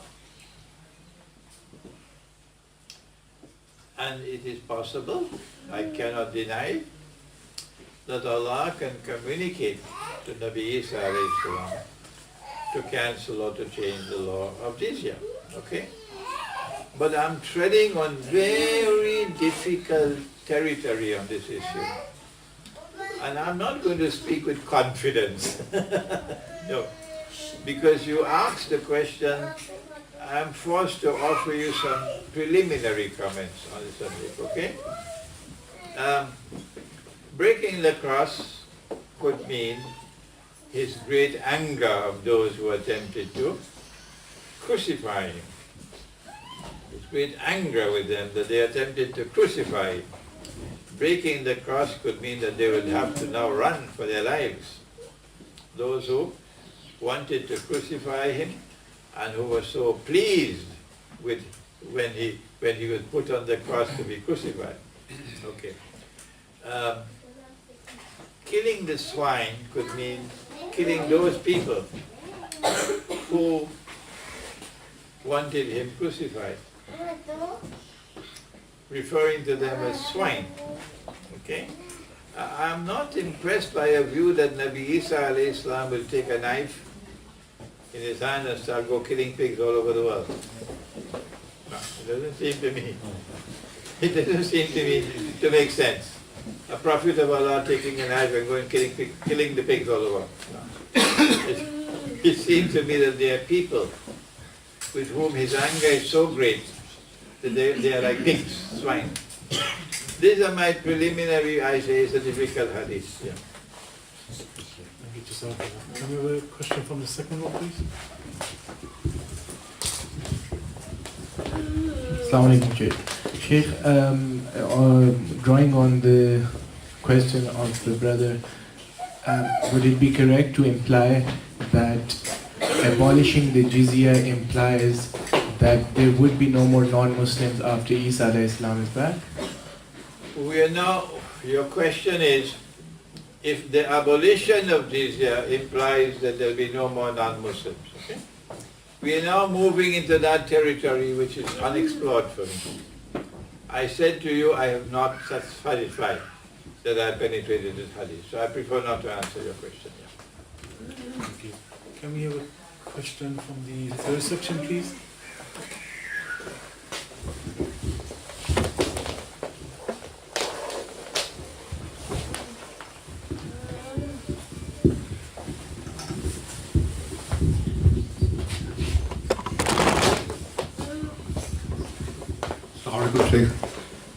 You have advised us that using the paper money is haram, and in future advent of cryptocurrency, it is also haram.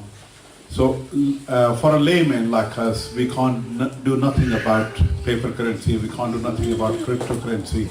Using these currencies, what can we do, and how sinful we are to use this haram money and paper money is out of our control. Okay. The question is, if paper currency is haram, and we are all trapped in it, we can't get out, what do we do? The answer comes from a prophecy of Prophet Muhammad ﷺ, in which he said,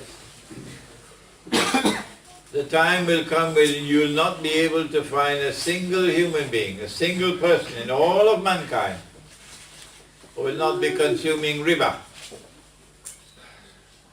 And whoever says that he is not consuming riba, verily the dust of riba would be upon him. Verily the vapor of riba would reach him. The monetary system is built on riba. The paper money monetary system, the petrodollar monetary system, the electronic monetary system, the cryptocurrencies, the Bitcoin, all of them built on riba. So the answer is there is no total escape. None. Nobody can escape, according to this prophecy. What do you do when there is no escape from evil? This is evil, that is evil. Answer? Choose the lesser evil. Always turn to the lesser evil, said the Prophet ﷺ. Okay, what is the lesser evil for us? Answer, you should try to get gold and silver coins, and whatever wealth you have, keep it in this money, rather than keeping it in that money. When I was 5 years of age, in 1947, my father bought a car to take me to school. He was a school principal. And he started taking me to the market every Saturday. And as a 5-year-old child, I'll have my little basket there. I'm going with Papa. And I saw him with these eyes, I saw him buy 100 oranges for $1. Today, 70 years later, with $1 I cannot even buy one orange. So if I had saved that $1 in paper money, and it had a value of 100 oranges, today, 70 years later, it doesn't have the value of even one orange. The Quran has prohibited this 3 times. 3 times. وَلَا تَبْخَسُ النَّاسَ أَشْيَاءَهُمْ. But in Surah Al-Kahf, the young men slept for 300 years. They had money that they could buy some food, maybe biryani. After having slept for 300 years, the same money they took out could still buy the biryani. Meaning, the money successfully stored value. Gold, dinar and silver dirham will do that. So if you want to be sensible, you will take the wealth that you have and put it in dinar and dirham. If you leave it in paper, it's going to fall in value. If you keep it in dinar and dirham, it is safe from losing value. Number 2, if you move to the remote countryside to preserve the family, preserve your faith, you can start a market, small market, micro market. You cannot do it at the macro level unless you take control of the state. But at the micro level, you can start a market in which you can buy and sell using dirhams. Yes. And surely Allah will be pleased with His servant who tries to bring back the Sunnah and bring back what is in the Quran. Next question, please. Question I have is, how long do you think we have? Before Santa Claus comes? Before what? Before the Dajjal, the appearance of the Dajjal. Before the appearance of Dajjal. Okay. It is quite possible that a day, like a week, has already commenced. Okay? But Pax Judaica has not commenced. I don't know how long we have between now and the Great War. All I can say is close. I don't expect the Great War is going to last for long. It could last for maybe half an hour. That's what Putin said. We only need half an hour to reduce the whole of the United States to ashes. That's what he said. Half an hour. After the Great War takes place, there is still life on earth. Because the Prophet spoke about this great army. He praised the army, yeah? which will conquer Constantinople. So, I don't know how long it will take between the Great War, the emergence of Pax Judaica, the end of Pax Judaica, the conquest of Constantinople, and for the appearance of Dajjal. I'm not going to offer any figure. All I can say is it's not going to be as long as Pax Americana, but much shorter than Pax Americana.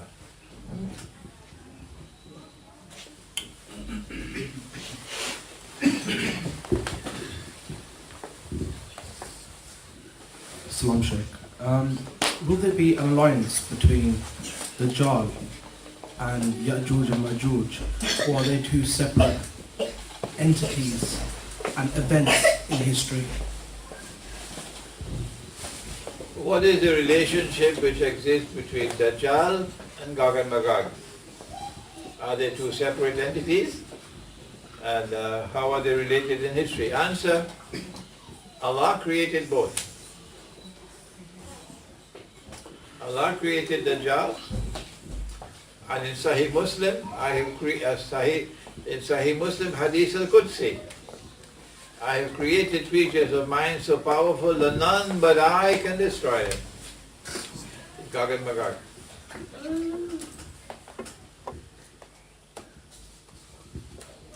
We have two ayat of the Quran. وَإِسْتَأَذَّنَ رَبُّكَ لَيَبْعَثَنَّ عَلَيْهِمْ إِلَى يَوْمِ الْقِيَامَةِ مَنْ يَسُومُهُمْ سُوءَ الْعَذَابِ. And your Lord God has declared that I'll now release and send against them those who will, until the last day, inflict upon them terrible, terrible, terrible punishment. The only thing that could explain this is Dajjal and Gog and Magog. So clearly Gog and Magog and Dajjal are created by Allah, and they have their missions to perform that Allah has given to them. وَاتَّقُوا فِتْنَةً لَا تُصِيبَنَّ الَّذِينَ ظَلَمُوا مِنْكُمْ خَاصَّةً وَاعْلَمُوا أَنَّ اللَّهَ شَدِيدُ الْعَذَابِ. Another ayah, this is from Anfal. And be conscious of the fact.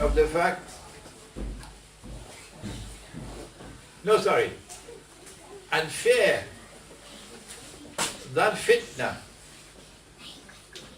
which when it is unleashed into the world, will not target only those who are wicked. All of mankind will be targeted by that fitna, which is a means through which Allah punishes. If referring again to Dajjal as well as to Gog and Magog. So Allah is the one who has programmed them. Obviously they have to work in tandem with each other. I can probably say that Gog and Magog are his foot soldiers. Yeah, that's how they combine with each other. Yeah. Thank you. Next question. Anyone else have any questions? Can we try just look at it? Okay. He's answered it for me, so. Assalamu alaikum, Sheikh. I was going to ask, what significance do the 13 lost tribes of Israel have on the end times, if any? You'll have to repeat the question. What significance do the 13 lost tribes of Israel have? The 13 lost tribes of Israel. That's not an area in which I have expertise. I could suggest to you to read, is it Alfred Kessler, the 13th tribe? What's his name? Kessler. The 13th tribe. Good book to read. Oh, next question over here. Assalamu alaikum, Sheikh. When Dajjal comes, what will happen to Orthodox Christians as well as Muslims, the believing Muslims? When Zulkarnain comes, what's going to happen between Orthodox Christians and Muslims? When Dajjal comes. When Dajjal comes, what's going to happen between Orthodox Christians and Muslims? But what Dajjal did, and about this now I'm comfortable that I've understood it, is that Dajjal created the Ottoman Empire. But Dajjal is not a fool. No. So he'll use the Ottoman Empire with 90% of dazzling beauty and truth in order to infiltrate you with the 10% of pure poison. So I'm not concerned with all the good things that the Ottoman Empire did. Do not bore me with it. I'm concerned with the real agenda of the Ottoman Empire. And the real agenda of the Ottoman Empire was to sabotage any possibility of friendship and alliance between Muslims and Orthodox Christians in Akhir Zaman. But because Allah has said in the Quran that this is going to happen, وَلَتَجِدَنَّ أَقْرَبَهُمْ مَوَدَّةً لِلَّذِينَ آمَنُوا الَّذِينَ قَالُوا إِنَّ نَصَارَى. Because this is in the Quran, I don't care. The Muslims in Bosnia and in Albania and in Kosovo and so on could be as angry as they want with me. The Muslims in Turkey could say what they want to with me. I will just smile and say to them, wait and you will see. If Allah has ordained it, Dajjal can't stop it. that there will be reconciliation and friendship and alliance between the Orthodox Christian world and the Muslim world, and they cannot stop it. But I have another comment to make, that in the same way that Dajjal created the Ottoman Empire to sabotage us and to try to create eternal enmity and hatred and hostility between Muslims and Orthodox Christians, and he did a good job, eh? One of the most important things he did, to put a dagger deep into the heart of the Orthodox Christians, which is still bleeding to this day, was to take the greatest cathedral of the Orthodox Christian world, Hagia Sophia, and convert it into a masjid. Oh yes, the Ottomans knew what they were doing. They knew that by doing that, there will be eternal hatred between the Orthodox Christians and Muslims. That's why they did it. But what they did was disgraceful, shameful, manifestly sinful. And I find it strange and mysterious that the scholars of Islam should have spent 500 to 600 years and still cannot recognize that this was in conflict with the Quran, and they have not raised their voices to condemn it. They will have to answer to Allah for that. Now look at the Mughal Empire in India. And they did exactly, or what I should say is the information which I have received. If that information is correct, then the Mughal Empire in India did exactly what the Ottomans did, to sabotage us in the end time in India. And they succeeded. They took the holiest spot for the Hindus. That was the holiest spot for the Christians in the Orthodox Christian world, Constantinople, Hagia Sophia. They took the birthplace, if the information which I have received is correct, let me qualify, the birthplace of an important Hindu god called Ram, which is the most sacred spot for them, the Hindus. And they demolished the temple which was there. This is the Emperor Aurangzeb. If the information I have received is correct, and he built a masjid on that spot called Babri Masjid. To his eternal shame, to his eternal disgrace. That is what Aurangzeb did, if the information I have received is correct. So that there will be eternal hatred and enmity and hostility between Hindus and Muslims, as the Ottoman Empire planned for between Orthodox Christians and Muslims. If you have eyes with which to see, you should be able to recognize this is Dajjal's work. And what we should do is that in the same way we condemn what the Ottomans did, and we say to the Christians, when we conquer Constantinople, we will return this cathedral to you and apologize to you. The Indian Muslims better wake up, if the information I have received is correct, and apologize to the Hindus for what Aurangzeb did, and say to them, this can never be a masjid. No, we do not recognize that this can be a masjid. Not where a temple once existed, and it was destroyed by that man so wickedly. Apologize to the Hindu world for what was done. And forget any thought about this being a masjid, and let the Hindus recover the territory, the building as their temple, and let them build a temple. This could be the beginning of the Muslim community of India beginning to have some sense in their head here. Thank you, Sheikh. Next question.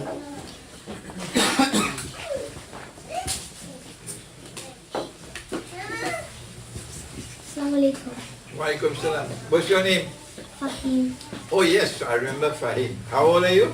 8. 8, Fahim. Okay, Fahim. So, the Dajjal got tied up from his arms to his neck with a chain. That was somewhere in a place. Was he young then? Was he young or old?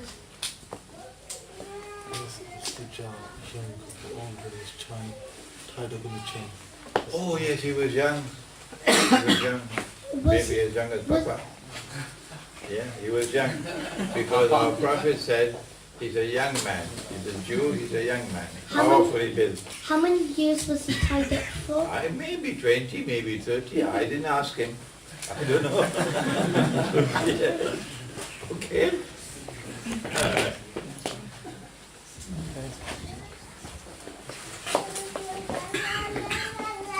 Okay, alhamdulillah.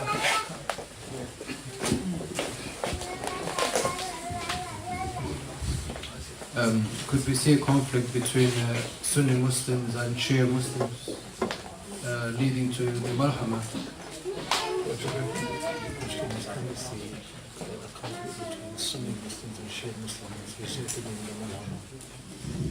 I see Dajjal's plan at work. That he needs to provoke Sunni Shia civil war in the house of Islam in Akhirul Zaman, so that Israel can exploit the disarray in the house of Islam. At that moment when Muslims are fighting each other like stupid fools, then Israel will be able to walk in very easily and comfortably and wage a big war and expand the territory of the state from the river Nile to the river Euphrates. They've not been able to succeed so far. They tried with a bogus jihad in Syria. They tried with a bogus ISIS. And now they're trying with a bogus little boy called Muhammad bin Salman, trying to provoke Sunni Shia civil war. Thank you, Sheikh. We'll take... Okay, just one more question now before we enter. Someone who has asked a question. Assalamu alaikum, Sheikh. Just in terms of the Holy Land, Israel continuing to expand and the temple being built, do you feel the temple will be built in terms of, or Israel will expand whilst the Muslims will continue to have a weapon in which they can defend themselves with it being nuclear weapons? Do you still feel, is that an obstacle that needs to be removed before Israel can expand, or is that something, your insight please? The most powerful weapon that the Muslim and the Christian have in the Holy Land with which to resist oppression is a wonderful weapon, a magnificent weapon that every Jew cherishes in his heart. It's called a stone. And with a stone, Nabi Dawood alayhi salam, David, killed Jalut or Goliath. And so a stone is a more powerful weapon than a nuclear weapon. A stone has immense symbolic importance. And that's what the Palestinians have, Muslims as well as Christians. They don't need anything more powerful than that, just a stone. Just keep on throwing the stones at the oppressor, and you'll be shattering his heart, because he knows what is the history of a stone. Our Prophet said that one day the stones will speak. And they will say, come and kill him, the Jew who is hiding behind the stone. Not a Jew who is not an oppressor. No. Why should you want to kill a Jew who is standing with you and opposing oppression? Have some common sense. The Prophet is speaking about those Jews who are oppressors.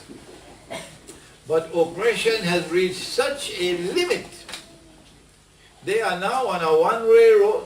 The Jews in the Holy Land are now on a one-way road to destruction. They can't stop it now. The train is going. If you keep on oppressing and oppressing and oppressing, every right-minded person in Britain will be able to understand what is oppression. Yeah. You cannot hide it forever. The hadith is that oppression will intensify to such an extent that when the time comes to punish the oppressor, even the stones will speak. Okay, this is the last question. Assalamu alaikum, Sheikh. Sheikh, you said earlier in the talk that Dajjal, he's going to go in every town, every city. There's a hadith, if I'm not mistaken. Including Birmingham. Nelson also, maybe. There's a hadith, if I'm not mistaken, that he can't enter Makkah or Medina or the Haramain. Is there any relevance or significance of that? Yes. It refers to that time when Dajjal is in our world of space and time. Then as a human being or someone appearing in the form of a human being, the angels will block him, he cannot enter into Makkah and Medina. But at this time he's there. Oh yes. Dajjal is there in Makkah and Medina. The evidence is plain and clear. The hadith is talking about when he is in our world of space and time. At that time the angels will block him, he cannot enter. Last question, Sheikh. Can you take this the last question, please? Next time when you come here, how are we going to know that you are here? Because this time by accident we knew, honestly. Good question. All of those who are here present should make contact with Hosein so that you have a contact information. We're not going to broadcast it on the London Times. No. We have to do it through private communications when I'm here. So if you stay in touch with Hosein and his brother Siraj out there, for Birmingham, for Manchester, the same brother out there, Asif, and his brother Hussein, Muhammad, and Imam Jalaluddin for Manchester, and for London, Ashraf, who is there handling the books. Okay? All right. Jazakallah Sheikh for your talk today. I'd like to thank each and every single one of you for turning up today. And we obviously thank Sheikh Imran for obviously visiting our city of Birmingham. Inshallah, we hope that he returns soon. I believe sometime in March. And inshallah, just stay in touch with Hussein and brother Siraj, and we'll obviously organize another similar event to this one. The last 2 weeks of March. Last 2 weeks of March. Last 2 weeks of March. مولانا إنك أنت التواب الرحيم. اللهم أنت السلام ومنك السلام تبارك ربنا وتعاليت يا ذا الجلال والإكرام. اللهم أرنا الحق حقا وارزقنا اتباعه وأرنا الباطل باطلا وارزقنا اجتنابه. اللهم أرنا الأشياء كما هي. اللهم إنك عفو كريم تحب العفو فاعف عنا يا كريم. اللهم صل على سيدنا محمد وعلى آل سيدنا محمد وبارك وسلم. سبحان ربك رب العزة عما يصفون وسلام على المرسلين والحمد لله رب العالمين.